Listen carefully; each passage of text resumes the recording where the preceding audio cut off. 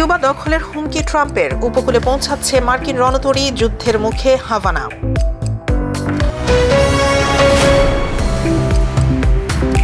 ইরানের জালিয়াতি ফাঁস, ক্রিপ্টো এক্সচেঞ্জের আড়ালে শাসক পরিবারের কোটি কোটি ডলার পাচার।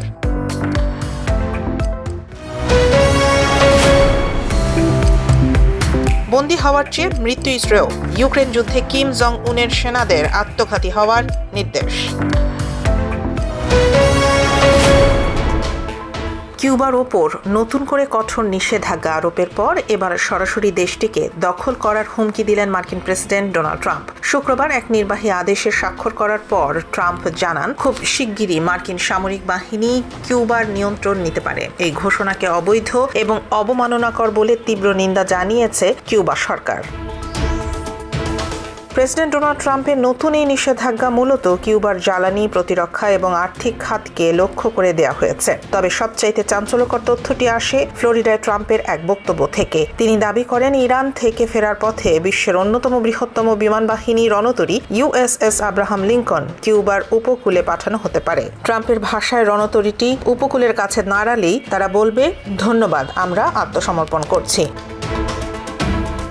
এই হুমকির পর কিউবার পররাষ্ট্রমন্ত্রী ব্রুনো রদ্রিগেজ সামাজিক যোগাযোগ মাধ্যমে বলেন, যুক্তরাষ্ট্রের এই একতরফা সিদ্ধান্ত জাতিসংঘ সনদের লঙ্ঘন। তিনি একে কিউবার সাধারণ মানুষের ওপর গণশাস্তি হিসেবে অভিহিত করেছেন। রাজধানী হাভানায় মার্কিন দূতাবাসের সামনে হাজার হাজার মানুষ এই অবরোধের বিরুদ্ধে বিক্ষোভ করেছেন। আন্তর্জাতিক শ্রমিক দিবসের এই মিছিলে সাধারণ মানুষ যুক্তরাষ্ট্রের তেল অবরোধের কারণে সৃষ্ট বিদ্যুৎ বিভ্রাট এবং জ্বালানি সংকটের প্রতিবাদ জানান। কিউবার প্রেসিডেন্ট মিগুয়েল দিয়াজ কানেল জানিয়েছেন, আমেরিকার এই দাম্ভিক আচরণ কিউবার চিকিৎসা, পরিবহন এবং শিক্ষা ব্যবস্থাকে ধ্বংস করছে। বর্তমানে মার্কিন তেলের অবরোধের কারণে কিউবায় ব্যাপক ব্ল্যাকআউট বা বিদ্যুৎ বিপর্যয় চলছে। রাশিয়ার মাত্র একটি তেলের ট্যাঙ্কার গত কয়েক মাসে কিউবায় পৌঁছাতে সক্ষম হয়েছে। 1959 সালের বিপ্লবের পর থেকে চলা দুই দেশের বৈরী সম্পর্ক এখন এক নতুন এবং ভয়ঙ্কর মোড় নিয়েছে। ফিদেল কাস্ত্রোর জন্মের শতবর্ষ উদযাপনের বছরে কিউবা কি আবারও কোনো বড় যুদ্ধের মুখোমুখি হতে যাচ্ছে? ট্রাম্পের এই হুঙ্কার কেবল রাজনৈতিক কৌশল নাকি সামরিক অভিযানের পূর্বাভাস, তা নিয়ে এখন বিশ্বজুড়ে চলছে বিশ্লেষণ।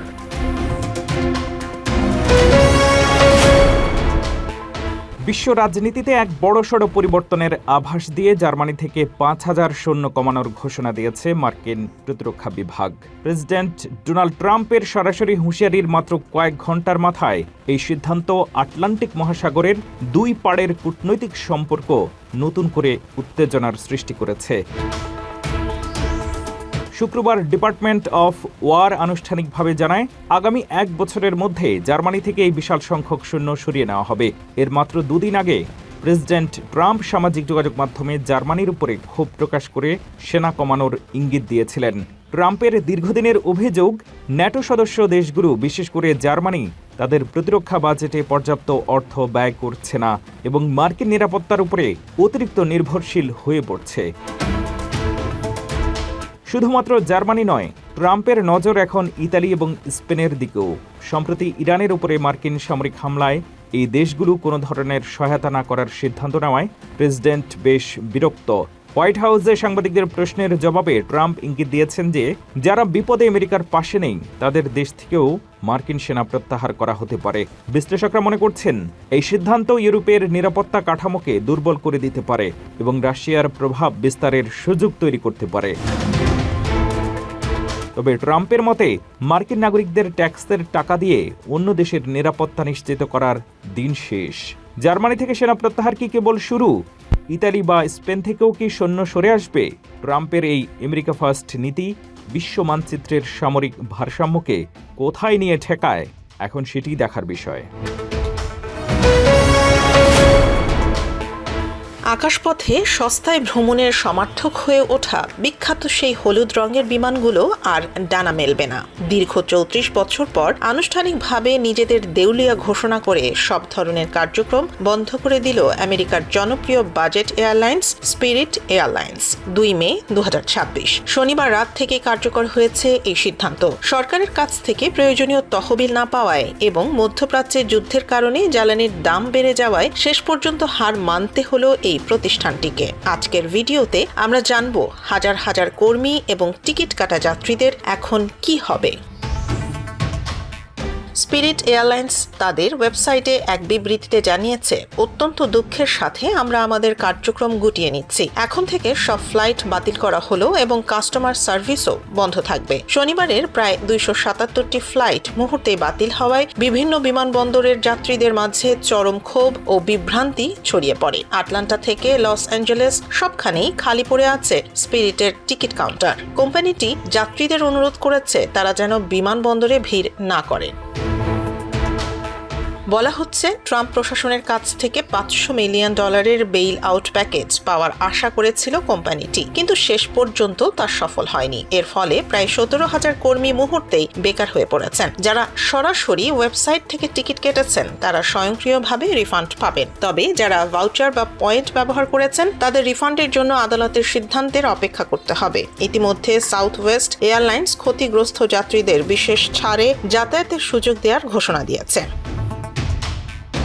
কম দামে টিকিট দিয়ে আকাশপথে বিপ্লব আনা এই এয়ারলাইন্সটির বিদায় সাধারণ যাত্রীদের জন্য বড় দুঃসংবাদ। অনেক বিশেষজ্ঞদের মতে স্পিরিট বন্ধ হওয়ায় অন্যান্য এয়ারলাইন্সগুলোর টিকিটের দাম এখন অনেকটাই বেড়ে যেতে পারে।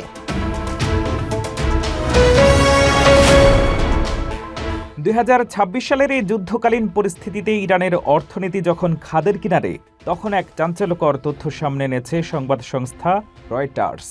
ইরানের সবচেয়ে বড় ক্রিপ্টোকারেন্সি এক্সচেঞ্জ নোবিটেক্স, যা সাধারণ মানুষের কাছে একটি স্টার্টআপ হিসেবে পরিচিত, তার আসল নিয়ন্ত্রণ রয়েছে দেশটির অত্যন্ত প্রভাবশালী খরাজি পরিবারের হাতে। ইরানের নতুন সুপ্রিম লিডারের ঘনিষ্ঠ এই পরিবারের 2 সন্তান নিজেদের আসল পরিচয় লুকিয়ে এই এক্সচেঞ্জটি পরিচালনা করছেন। শুধু সাধারণ নাগরিক নয়, বরং পশ্চিমা নিষেধাজ্ঞায় তালিকায় থাকা IRGC এবং ইরানের কেন্দ্রীয় ব্যাংকও এই প্ল্যাটফর্ম ব্যবহার করে কোটি কোটি ডলার বিদেশে পাচার করছে। রয়টার্সের তদন্তে দেখা গেছে, নোবিটেক্স এর প্রতিষ্ঠাতা 2 ভাই আলী এবং মোহাম্মদ খরাজি, তারা তাদের আসল পারিবারিক পদবি ব্যবহার না করে আঘামির নামক একটি ছদ্মনাম ব্যবহার করে কোম্পানিটি শুরু করেছিলেন। এমনকি তাদের ঘনিষ্ঠ বন্ধু বা সহকর্মীরাও জানতেন না যে তারা ইরানের শাসক চক্রের এত উচ্চ পর্যায়ের সদস্য। খরাজি পরিবার ইরানের 3 প্রজন্মের সুপ্রিম লিডারদের সাথে আত্মীয়তা ও রাজনৈতিকভাবে যুক্ত। আলী খরাজি নিজেই একটি ধর্মীয় দাতব্য সংস্থার ভাইস চেয়ারম্যান, যার প্রধান তার বাবা আয়াতুল্লাহ বাঘের খরাজি। এই পরিচয় লুকিয়ে রাখা হয়েছিল যাতে পশ্চিমা দেশগুলোর নজরদারি এড়ানো যায় এবং বৈশ্বিক ক্রিপ্টো বাজারের সাথে যুক্ত থাকা সম্ভব হয়। বর্তমানে নোবিটেক্সের ব্যবহারকারীর সংখ্যা 1,10,00,000-এরও বেশি, যা ইরানের মোট জনসংখ্যার 10%। যখন সাধারণ ইরানিরা রিয়ালের দরপতন থেকে বাঁচতে ক্রিপ্টো কিনছে, তখন রাষ্ট্র এই প্ল্যাটফর্মকে ব্যবহার করছে ছায়া ব্যাংকিং হিসেবে।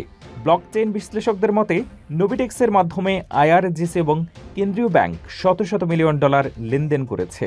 এমনকি ইয়েমেনের হুথি বিদ্রোহীদের কাছে অর্থ পাঠানোর ক্ষেত্রেও এই এক্সচেঞ্জটি একটি সেতু হিসেবে কাজ করছে বলে অভিযোগ রয়েছে। নোবিটেক্স যদিও সরকারি যোগসাজশের কথা অস্বীকার করেছে, কিন্তু তদন্ত বলছে যুদ্ধের সময় যখন সারা দেশ ইন্টারনেট বন্ধ ছিল, তখনও নোবিটেক্স রহস্যজনকভাবে তাদের কার্যক্রম চালিয়ে গেছে। মার্কিন সিনেটর এলিজাবেথ ওয়ারেন এই ঘটনাকে ফ্ল্যাশিং রেড লাইট বা বড় ধরনের সতর্কতা হিসেবে বর্ণনা করেছেন। তার মতে, ডিজিটাল অ্যাসেট ব্যবহার করে আমেরিকা নেতৃত্বাধীন বৈশ্বিক আর্থিক ব্যবস্থাকে পাশ কাটানো হচ্ছে। সবচেয়ে অবাক করা বিষয় হলো, বড় বড় ইরানি প্রতিষ্ঠান নিষেধাজ্ঞার কবলে পড়লেও নোবিটেক্স এখনও সরাসরি কোনো পশ্চিমা নিষেধাজ্ঞার তালিকায় নেই। তবে এই তদন্তের পর পরিস্থিতির দ্রুত পরিবর্তন হতে পারে। রয়টার্সের এই রিপোর্ট প্রমাণ করে যে ইরানের ভেতরে সফল ব্যবসা মানেই তা কোনো না কোনোভাবে শাসক গোষ্ঠীর নিয়ন্ত্রণে থাকা। ইউরোপের বিভিন্ন দেশ যখন তাদের গোল্ডেন ভিসা বা বিনিয়োগের মাধ্যমে নাগরিকত্ব পাওয়ার সুযোগ কমিয়ে দিচ্ছে, ঠিক তখনই ইতালির ইনভেস্টর ভিসা উচ্চবিত্ত বিনিয়োগকারীদের কাছে এক আকর্ষণীয় বিকল্প হিসেবে আবির্ভূত হয়েছে। পূর্ণকালীন বসবাসের বাধ্যবাধকতা ছাড়াই ইউরোপীয় ইউনিয়নের বসবাসের অধিকার পেতে এই ভিসা এখন একটি শক্তিশালী মাধ্যম।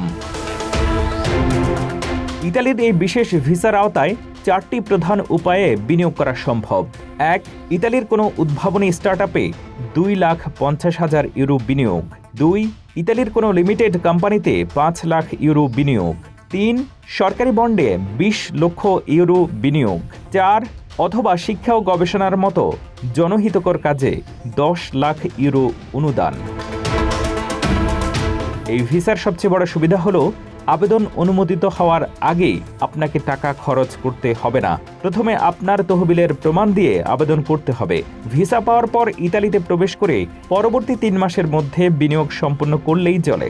এটি বিনিয়োগকারীদের জন্য ঝুঁকি অনেক কমিয়ে দেয়। প্রাথমিকভাবে 2 বছরের রেসিডেন্স পারমিট দেওয়া হয়, যা পরে আরও 3 বছরের জন্য নবায়ন করা সম্ভব। ইতালিতে টানা 5 বছর বসবাস করলে স্থায়ী বসবাসের এবং 10 বছর পর নাগরিকত্বের জন্য আবেদন করা যায়। যারা সবসময় ইতালিতে থাকতে চান না তাদের জন্য এটি দারুণ সুযোগ, কারণ পারমিট নবায়নের জন্য এখানে বছরের নির্দিষ্ট দিন থাকার কঠোর বাধ্যবাধকতা নেই। ইতালি কেবল ব্যবসার জন্যই নয়, বরং জীবনযাত্রার মান এবং কর সুবিধার দিক থেকেও বিনিয়োগকারীদের জন্য স্বর্গরাজ্য। বিশেষ করে যারা ইউরোপে দীর্ঘমেয়াদী অবস্থান এবং অর্থনৈতিক নিরাপত্তা খুঁজছেন, তাদের জন্য ইতালির এই ইনভেস্টর ভিসা একটি কৌশলগত এবং লাভজনক সিদ্ধান্ত হতে পারে।